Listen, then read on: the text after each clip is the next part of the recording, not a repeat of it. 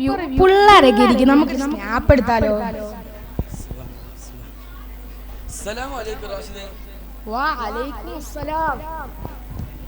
അല്ല ആഷിഖേ, നീ അങ്ങ് എന്നെ പോലെ കനത്തു പോയല്ലോ. മദ്രസയിൽ തിന്നാനും ഉറങ്ങാനുമാണോ നീ പോകുന്നത്? അല്ലെങ്കിൽ നിന്നെ പോലെയുള്ള എല്ലാരും ഇങ്ങനെ തന്നെ. നോക്ക് റാഷിദേ, നമ്മള് പരസ്പരം കൂട്ടുകാരൊക്കെ, പക്ഷെ നീ വേഷങ്ങളൊന്നും മതിമറ സംസാരിക്കല്ലേ. എനിക്ക് ഒരു നിലയും വിലയൊക്കെ തരണം. എന്റെ പൊന്നോ, വിലയും നിലയും തരാൻ പറ്റിയ മുതല് മൊട്ടക്കാരൻ ജമാലിക്കാട മോൾ ആയിഷയ്ക്ക് മെസ്സേജ് അയച്ചോണ്ടല്ലേ നിന്നെ മദ്രസയെ കൊണ്ടുവിട്ടത്. അവന്റെ ഒരു പുണ്യാളം കളി. നമ്മുടെ ഈ ചെറിയ ജീവിതത്തിൽ തെറ്റകളൊക്കെ പറ്റും റാഷിദേ. നമ്മള് മലക്കോളൊന്നും അല്ലല്ലോ. അതിൽ നിന്ന് പിന്മാറി പശ്ചാത്തപിക്കാനും പഠിക്കണം. മൊട്ടക്കാരൻ ജമാലിക്കാട മോൾ ആയിഷ അതൊക്കെ അറിവില്ലായ്മയുടെ സമയത്ത് ഇൻസ്റ്റാഗ്രാമിലൂടെ മെസ്സേജ് അയച്ചാൽ മാത്രം. അത് ഉമ്മയുടെ ഇപ്പോഴും കരുതോടെ പടത്തെ എന്നെ പള്ളിയിലേക്ക് ഉണ്ടാക്കി. അതൊക്കെ ഇരിക്കട്ടെ, നീ ഇപ്പൊ എത്ര ധൃതിയിൽ എങ്ങോട്ടാ? അതൊക്കെ ഉണ്ടല്ലേ, ഇനി വാ. ഇതാണ് സ്നാപ്ചാറ്റ്. സ്നാപ്പ് എടുക്കൂ, ചാറ്റ് ചെയ്യൂ. സ്നാപ്പ് എടുക്കൂ, ചാറ്റ് ചെയ്യൂ. വേറൊരു ആപ്പും കൂടെ ഉണ്ട്, ഫ്രണ്ട് ആപ്പ്. ഇതെന്ത് കളിയാ? ഫ്രണ്ട് അടിക്ക് ബാക്ക് അടിക്ക്, ഫ്രണ്ട് അടിക്ക് ബാക്ക് അടിക്ക്. അതല്ലേ ലിയ, ഇത് 9 രൂപ എടുത്ത് കയറുന്നതാ. നമ്മുടെ മലയാളം നിർമ്മിച്ചതാ. ഇഷ്ടക്കണക്കിന് പെണ്ണുങ്ങളുണ്ട്. അതിലൊരു കൊച്ചിനെ എനിക്ക് ഇഷ്ടപ്പെട്ടത്. ഇന്നാലില്ല, നീ എന്തൊക്കെയാ റാഷിദ് പറയുന്നേ? ഇവിടെ ആരാണ് മരിച്ചത്? എനിക്കൊന്നും പറ്റിയില്ലല്ലോ. ആഷിക്ക് ഒരാഴ്ച മനസ്സിൽ കൊണ്ടുനടക്കുന്ന എന്റെ ആയിഷാമോൾ ഒന്നായി കാണണം. അതിന് മരിച്ചാൽ മാത്രമേ ഇന്നാലില്ല പറയാൻ പറ്റത്തുള്ളൂ. എന്തെങ്കിലും ആപത്ത് പറ്റിയാലും പറയാം.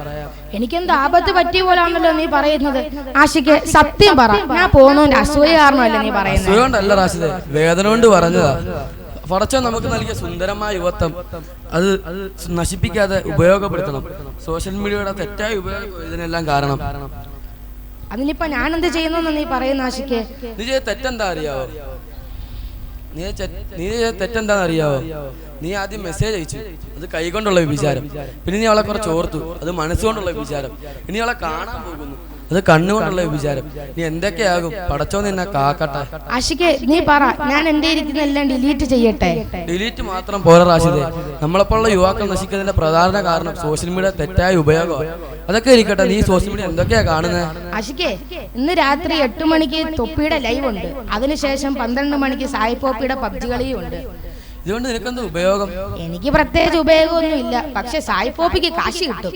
ഞാൻ സൂപ്പർ ചാറ്റിലൂടെ സായിപ്പോപ്പിക്ക് 500 രൂപ ഞാൻ കൊടുത്തത്. 500?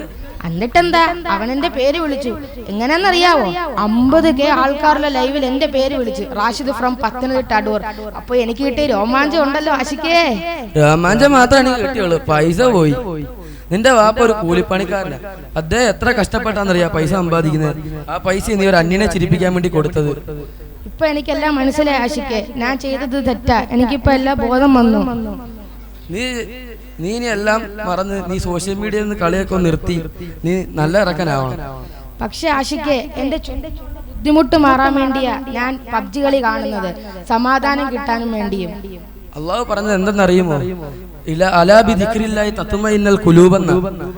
സമാധാനം പബ്ജി കളിയല്ല റാഷിദേ, സമാധാനം അള്ളാഹുവിന്റെ സ്മരണയിലാണ്. നമുക്ക് അല്പം പള്ളിയിലേക്ക് പോവാം, ബാക്കി അവിടെ സംസാരിക്കാം.